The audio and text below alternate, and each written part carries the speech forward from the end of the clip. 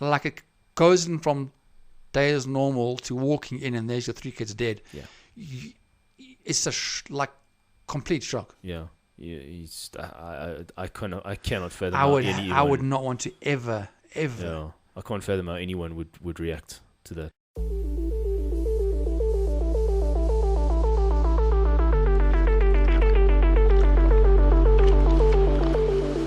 Hello and welcome to the Spaghetti Junction podcast. My name is Bruce. My name's Gareth. And we talk about things. We just don't know where they're going to go. That is very true, Bruce. I didn't know where my life was going to go this last week. Going down one of my little... It was almost on the main road. So thankfully it wasn't on the main road when this happened. Yeah. So I was going past a truck that was going a little bit slower.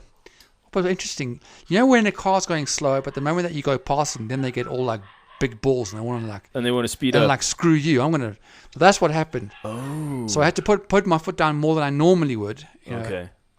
On my pocket rocket, and I was easily going, let's just say, quite a bit over the speed limit because now the dumbass track just wants to all of a sudden go faster because now I can go faster than him. Yeah. It's an asshole.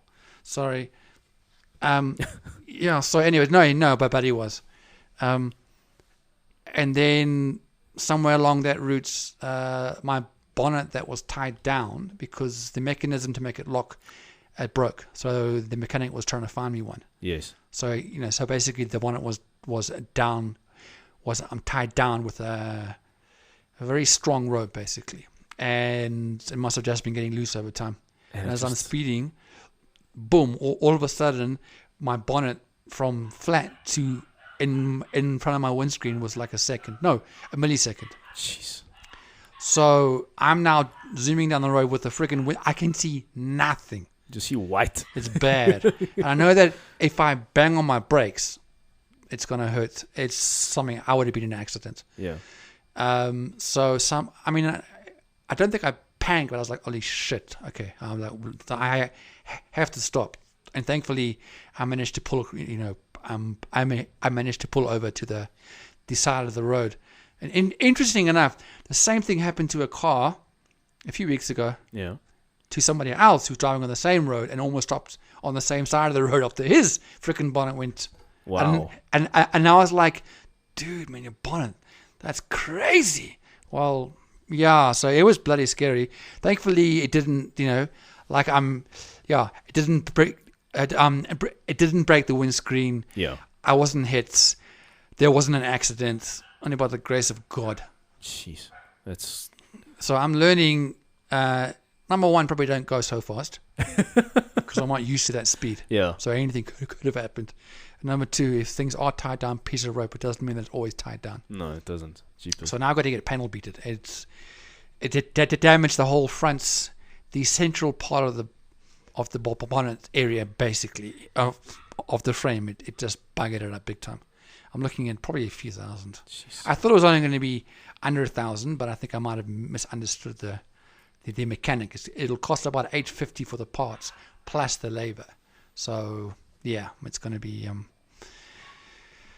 dude. So that's, and you know what is interesting? It's more the look that's making me sad than actually what happened. Is like, I love my car. Now it looks... Yeah, you've also just spent all this money. Shitload of money on that. Oh, yeah. Yeah, you're getting it sorted out. The seats look great, by the way. Thank you. And yeah, they do. And now it's like, come on. When I heard about that, I was like, oh, really? That's all I've done. And I know exactly. Yeah, I felt that. Yesy, I felt for you, man. I just really invested so much, and now screw you. So a little bit of extra work and what I want to do on the exhaust system is going to have to wait. I'm going to have to take money that I had planned for something else. Yeah. For extra things in the car. Just got to spend money on the stuff that, unfortunately. But the bottom line, though, is that I don't think I did anything wrong. Sure, I shouldn't have gone that fast. But it was going to come loose sometime. Yeah. I'm guessing. And so thankfully, it happened on that road and not a main road. Yeah, or a highway. Can you imagine being on the highway? No, I would have been dead. Yes. No, I would have been finished. Yeah. Because, you can't do much when you're zooming on that. You can't stop, brake. No. look for, you know. Maybe if you're in the far left-hand lane. If you were possibly, but I mean, in general, if I was driving that car, I wouldn't be in the far left lane. Let's be honest. That's where I hang out on the highway. Yeah. I don't. I wouldn't have been in the far left lane. I'm not a fast driver. Yeah. So anyway, so that was my fun. Jeez, man. Not fun. My misadventure of the week. So that was my misadventure. So it wasn't a great week, but thankfully nothing else happened to me. So yeah, thinking you're still here, and my life is definitely worth more than 1,000 or 2. Yeah, to have it repaired. Definitely. Just gonna put a few things, excuse the pun, on the back burner or the back bumper, but it'll get there. At least I have my my insurance is done. My tracker's in, so pretty much things are. Oh, that's cool. Yeah, and it's probably not the best thing. Like after I've had my insurance for like a day, and then I'm phoning them. By the way, I'd like to claim. Yeah, I probably won't go. It was like when I had two accidents in the space of a week. Yeah. Yeah, and fortunately, in the space of a week. Fortunately, the second one they just wanted to settle. It wasn't major damage, and they paid some money straight into my account. Oh, okay. We settled it without the insurance. Oh, that's much better. Because the insurance. But that doesn't happen a lot. No, it doesn't. But fortunately, it wasn't too bad. It was just a very subtle little. Someone went into the back. Yeah. But literally a week after, someone had turned in front of me and damaged the whole front of my car. But that was So and that was a good. Geez, that was a good chunk of change, eh? Thank goodness for insurance. That's all I can say. Yeah. I haven't had to use my insurance a lot, but when I have, no, exactly. Like, wow, okay. That's why they're there. That's why I'm paying it, you know. Yeah. I haven't had this car insured for so long, and I'm paying a little bit more, but I managed to pull the excess from 4.2 down to 2.2. Oh, that's cool. So I'm paying it like an extra 20-30 rand. Yeah. So my excess is a lot lower, but I'm praying I never have to use it. Yeah. And on that exciting talk about car insurance, wow, I don't think we find any more boring way of starting one of our podcasts about talking about car insurance. Definitely, it was the story behind that. You're right. It was. So don't worry. Yeah. Well, let's move on because that was just. Onto that. But yeah, we wanted to talk about. We didn't want to, but it's just. I mean, it wasn't like let's talk about this topic. It's just unfortunately, it's just what's making news, and it's just also. It's something that. I can't even say it interests me. It's just. And the fascination is also a horrible word. It sounds too nice and pretty. It doesn't fascinate me. I wonder how this kind of a thing can happen from a mother and a wife who, on all understandings of everyone, who has spoken about it, from friends to a nanny to the husband, there hasn't been anything wrong. She's a loving mother, a caring wife. And then within the space of an evening, in the daytime, within the space of a few minutes, 3 children are killed. And I don't have the right wording for it. I think it's the burning question of why that probably made us want to talk about it. You know, it's not. Yeah, like you said, you don't get excited to do a podcast about a subject like this. But it is something that it's just incredibly topical. Plus, there is a South African connection because it was a South African family. They moved to New Zealand, So, yeah. And, her name is Lauren Dickason, or otherwise known as a doctor, because she was a doctor, or still is a doctor, actually. Yeah. And they moved across from New Zealand just a few weeks ago. To a little place called Timaru, which is in the South Island. Yes. And I actually know that area, Timaru. It's very beautiful. Really, eh? It's damn snakes. It's a smallish area. Right. Well, not small, but it's not a bustling metropolis at all. Okay.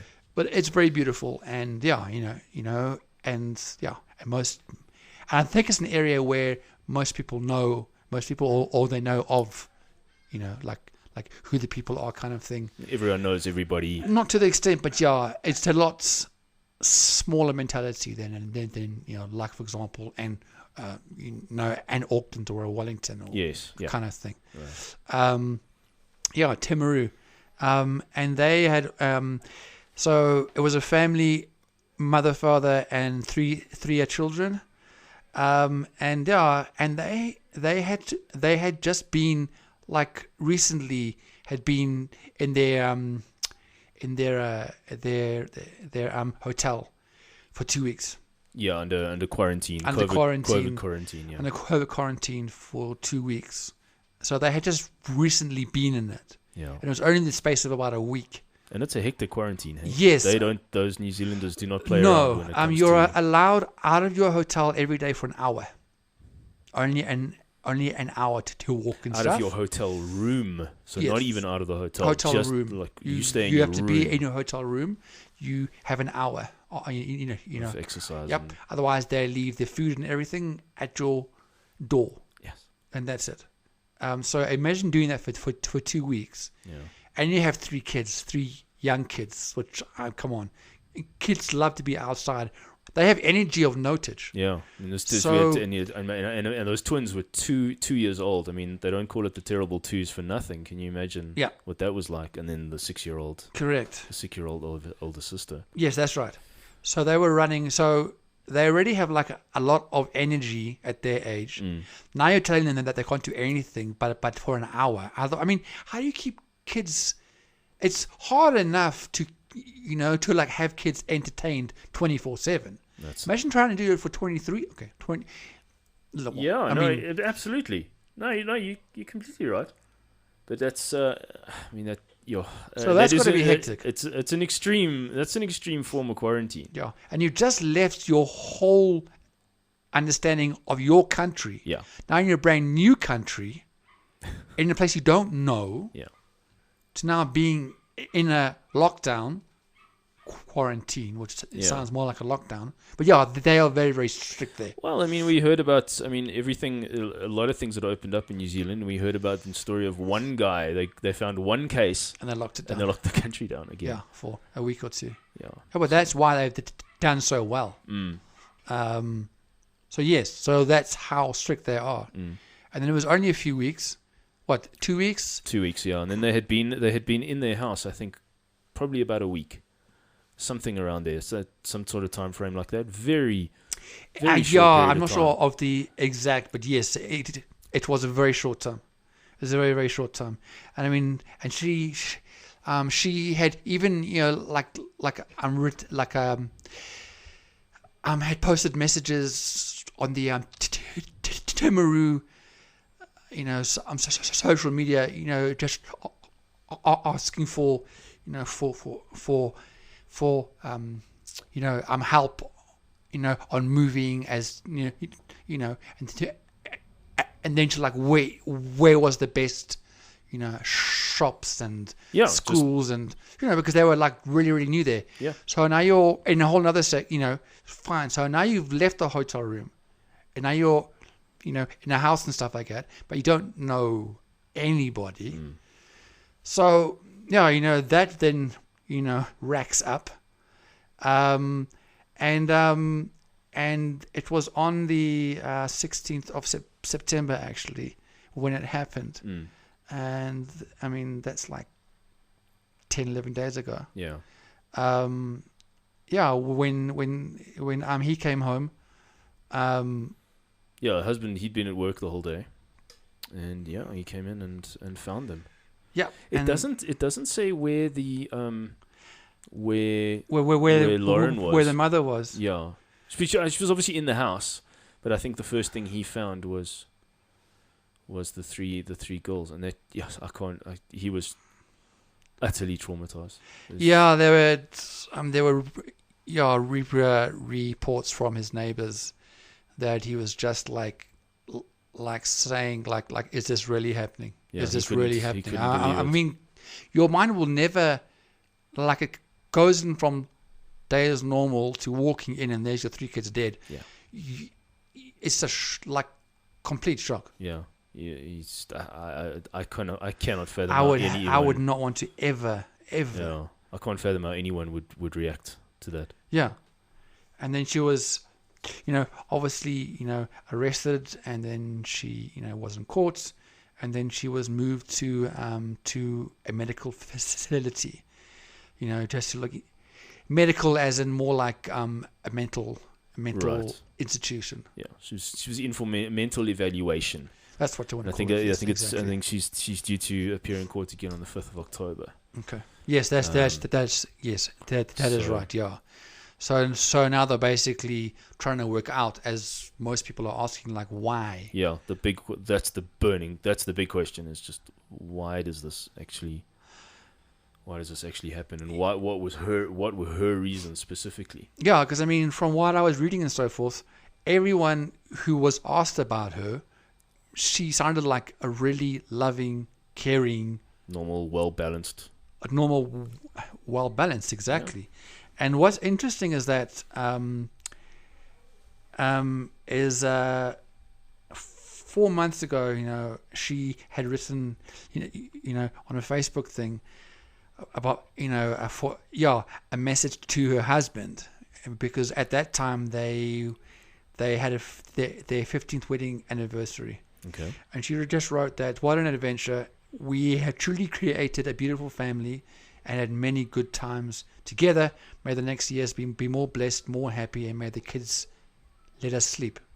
So it's like, that's just cute. Yeah. That's like, it doesn't scream like, help, I'm desperate for, yeah. Well, it doesn't say, I don't like my kids, or anything. It just is a loving, natural, normal, family. Yeah.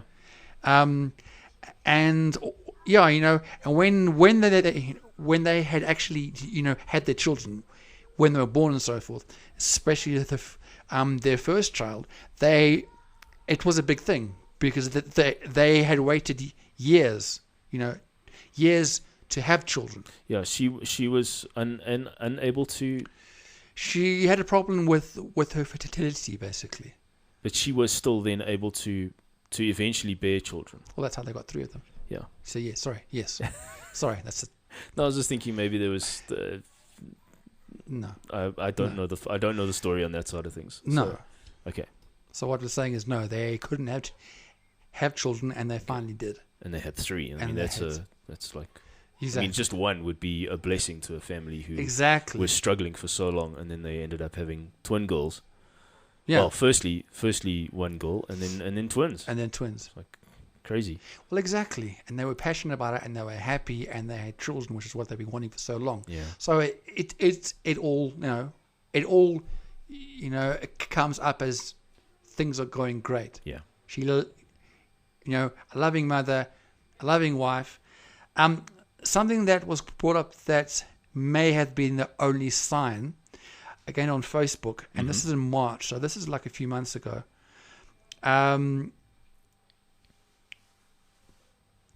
So she liked a comment.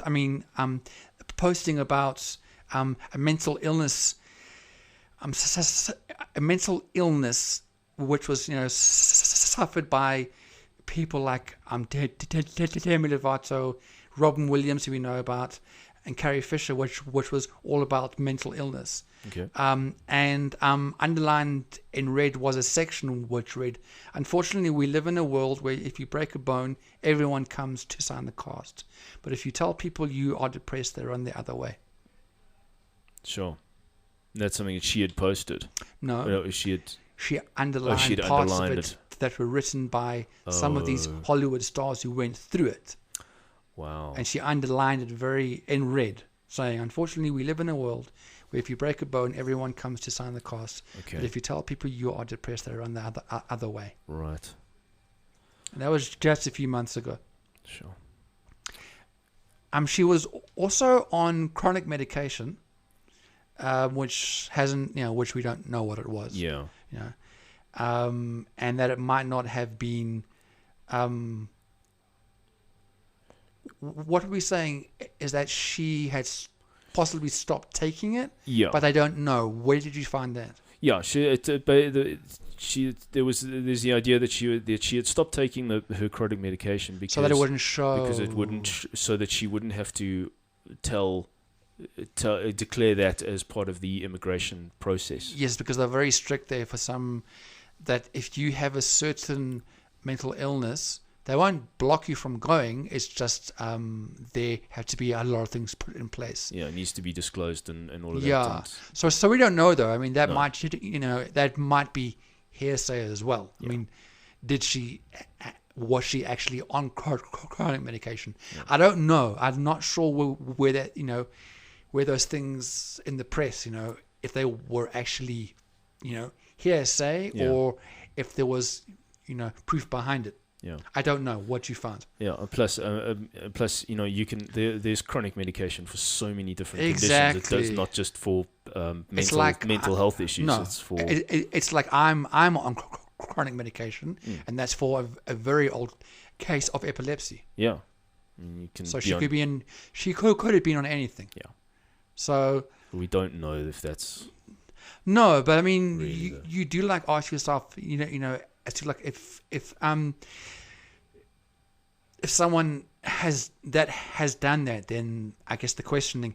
I wanted to mention a statement that her husband gave. Yeah, I mean that's what I was saying. Did the husband not say anything about? No, he said about her if she had a history of mental health. No, issues he made a point. Or depression or anything like that. No, that stuff is more under investigation kind of thing. No. He made a statement more about the family in general and not, and about his loss, and not based on, yes, she had this or yes, she felt like this. No. So he had a statement that, a letter which was read at the at one of the remembrance. I was going to say a seance, but no, that's definitely not the right word. Sorry. At the funeral or the... No, it wasn't a funeral. It was when you all go out and you have and you're all memorial. Thank you. Thank you very much. So he said this: my words are few at the moment. On Thursday the 16th of September 2021 in my life and Lauren's were turned upside down when our 3 precious angels were ripped away from us. It is a loss that I will carry with me for the rest of my life. In this time of terrible tragedy and adversity, I can only ask for prayer for myself, my family, and my friends. Prayer for strength and for healing. I have already forgiven her, and I urge you in your own time to do the same. It's the key to healing from this loss we have. It is the key to healing from this loss we have all experienced. For the people touched and affected by this, look after yourself. Look after your wives, your husbands, your partners. Look after your children. For those with faith in Jesus Christ, hold on to that. For the parents with young kids, remember them. Remember to let them run free. Remember to let them play wild. Allow them to laugh as much as they can. And they are never too young to be introduced to Jesus. I thank you for your love and your support. Sure. So I think it's pretty strong, pretty powerful for a father and a husband, to forgive even at that part. Yeah. And I think that he saw from how everything comes across, he can see as well that something wasn't right. Yeah. Like there's nothing judgmental in that. No. He can see that there's something wasn't right, and we probably won't know for a long time, but something definitely medical wasn't right. Yeah. So, well, I'm sure we'll probably hear more of it in the weeks to come. We'll bring it up in podcasts, I'm sure. So yeah. So where did this stay you towards? So I kind of I always like to, unpack and try and unpack, what could be, reasons for this kind of thing. I always want to, look at the kind of the nuts and the bolts around this stuff. So, according to a Dr. Philip Resnick, who is the professor of psychiatry at Case Western University, And he has basically come down with, or he's come up with 5 possible reasons. I mean, what of why parents? So not around her. It's just why This parents. is this. Yeah, because now it as much as we hear about children being killed, it's actually still, compared to the world population, it is still actually a rare occurrence. It's not. Yeah. But it is still. And you were saying that it has a name for it.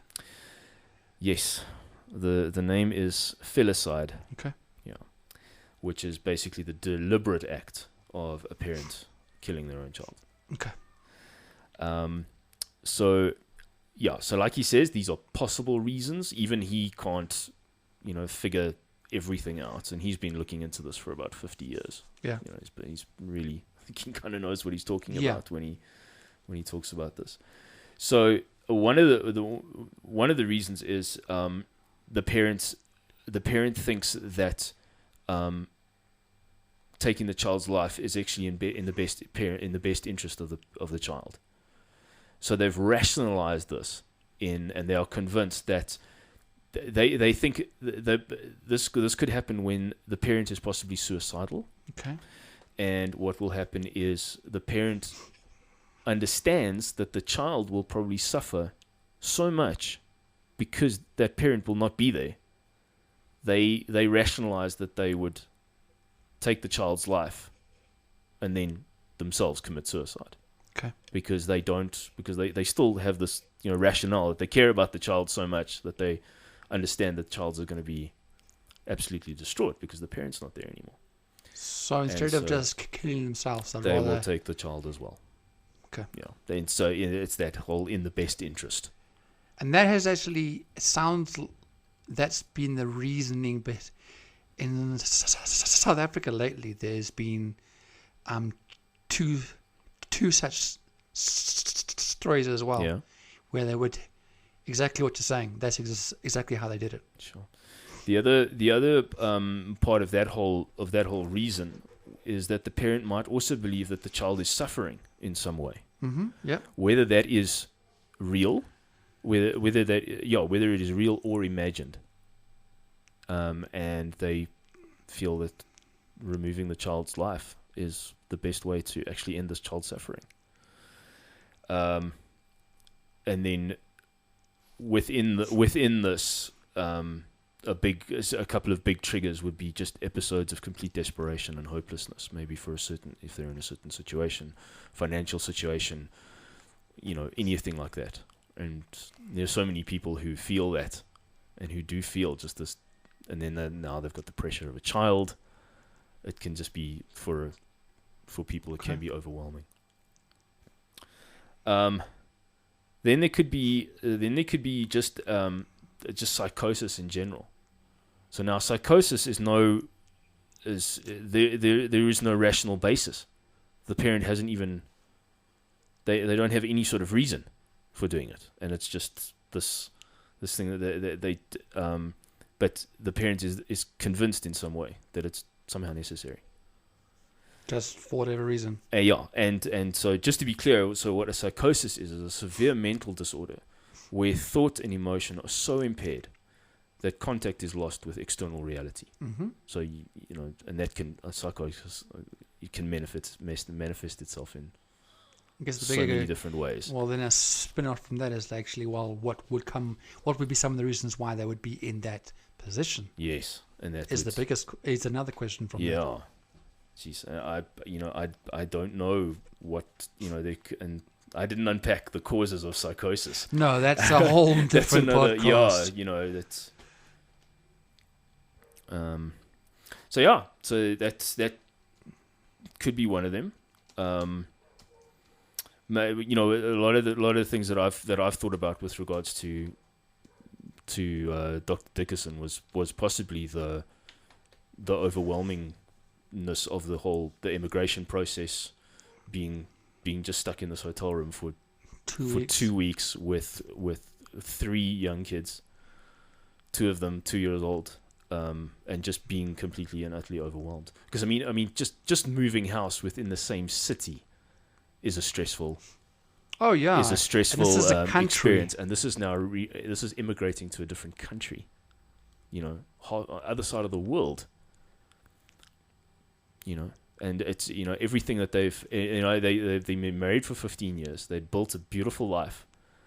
Now they're literally uprooting that whole life and going to plant it in another country. That can weigh on you. Yeah, there's so much to think about. So many legalities. I mean, and I would imagine because her, I think one of your questions was like, where was she? The husband was at work. Therefore, at that point, it would mean that she would be at the house. Yeah. So she would be with them the whole time. She doesn't know anybody there. She has 3 kids, just like trying to work out a whole new country. Yeah. That's another possibility. What that was just everything was just coming down on her. Yeah, and he's not around because he's working a full day job, only coming home in the evenings. Yeah.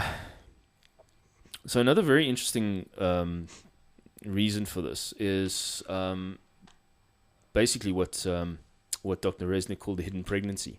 Okay. Where a woman will hide her pregnancy. She will try to hide it. Yes, I've heard of that. And then also she will kill the child because she didn't want the pregnancy. She didn't want the child. Or she's seeing it as a hindrance in her life. Okay. Which begs the question. But you wouldn't wait for 2 years to do that. No, you wouldn't. So that would be okay. So this is probably not one of the reasons. No. That. But I hear what you're saying. Oh, but that's okay. Yeah. I got you. It is one of the 5 possible scenarios. Got you. So and this is common. This is very common when babies are killed within 24 hours of them being born. So, yes. But yeah. So we can probably rule out postnatal depression, all of that kind of thing. Yes. Like you said, this was 2 years later after the twins have born. Exactly. Yeah. So, yeah, that was, and then it was basically the other ones are basically abuse and revenge, and we can't see that either of those could have been a factor. No. They were, as far as we could see, they were a happily married family. There was no reason for one spouse to take revenge on the other. No, not at all. So, not from what we've read. And so that's a very. I'm probably grasping at straws here. Maybe it is hearsay, but I'm probably going with the whole process of the moving and the immigration, and possibly there was depression involved. There has to be something more, because otherwise there would be a lot more those things happening with so many families. Because there's myriads of people there's a lot of people every single year who go from one country to another country with youngsters in the hotel. Yeah. So there's got to be something a little bit more than that. No, absolutely. But definitely, I agree with you. There were definitely factors. There were definitely like high factors in there. But there's got to be something mentally that happened that she just lost it. Everything became way too much. Maybe her medication, she was on medication, and the one stuff that was going to really help her, she stopped taking it. Yeah. That's a big possibility. But like I say, I mean, if all these factors, happen to another 1 or 2 or 10, or let's just say there were like 10 other families, with the same kind of stuff going in the same month, in the same country. Why did 1 out of the 10? Because otherwise they all would have done something like that. Yeah. But they didn't. And I guess grasping at straws. I just feel that there's something a lot more mentally that hasn't been discussed. And it's not a cop-out. It's just being real. I mean, from everything else that is spoken about her. Yeah. It just doesn't make any sense. Yeah. And when something doesn't make sense, it probably means that there's something in the senses that are actually not happening. Yeah. So. So we'll, along with everybody else, we will definitely be hearing what's the outcome and so forth of her being at this mental institution. Yeah. To see what happens, and I really hope they find out. Because I mean, there's going to be I don't know. Yeah. I just think that there's more to it, and then I hope that she gets the help, and they actually find out what the problem is, and it's not going to bring, it's not going to bring, anybody back. Yeah. It's not going to bring those, her children back. It just needs to. It just sounds like there's something that has been happening a lot more than people know about, or I don't know, dude. It's just very sad, and I just hope that they find out what is wrong with her, because it definitely doesn't sound like she was planning this and everything was like, okay, finally now I can just take my children, and it's just something must have. And if exactly, and if they have been married for that long, he would know. You'll know what your partner has, just like what their problems are. They would have picked up. Yeah, definitely. That something isn't right, and they mustn't, be by themselves. Yeah, absolutely. So I just thoughts and prayers with the husband as well. I mean, this guy's now sitting in New Zealand with his wife in a mental hospital and his children. No children. I can't fathom what he's going through. Oh shit, dude! I have no idea. That's got to be like the lowest, if there was hell on earth, then I think he's in there. I mean, and you want to call for that would be, he would need to be mentally so strong now, hey? And mentally and emotionally he would need to be. But thank goodness, I think family members have flown into New Zealand now to. I'm not sure to be with. They did start. Some people in New Zealand did start like a GoFundMe kind of thing, right? To like raise enough money for flight tickets and for the funerals and so forth. But yes, I'd imagine that there had been some people, are flying over because and you've just been there, and now you aren't expected to go back to work. Yeah. And there will be definitely, leave for him. But unfortunately, when you go somewhere and they've hired you, they expect you to work. And that must be the worst thing. Yeah.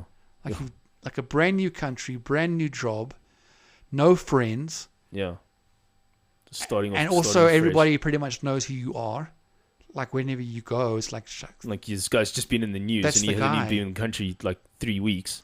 And like wherever he goes, people will be like, oh, that's the father. Oh, that's the husband. Oh, jeez. I didn't even think of that. I did not even think of that aspect. It's horrible. So I just pray that, that God is there for him, dude, because this is the worst thing in his life ever to have happened. And I just pray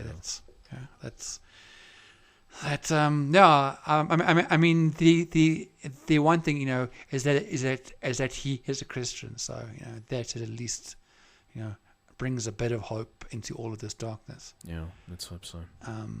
Sure. Yeah, so we'll see. Anyways, I just thoughts and prayers as you say. That's it. All with the father and with the family and and even with her as well, that they work out what the hell happened. What happened? What just to work out so it doesn't happen with somebody else. That's it. Yeah. Well, that's episode 49. Thank you for joining us for this very deep and quite sad episode. But unfortunately, we learned some things from things don't go well. That's it. So anyway, we will catch you guys in the next one. See you guys later. Thank you very much. Cheers. Bye.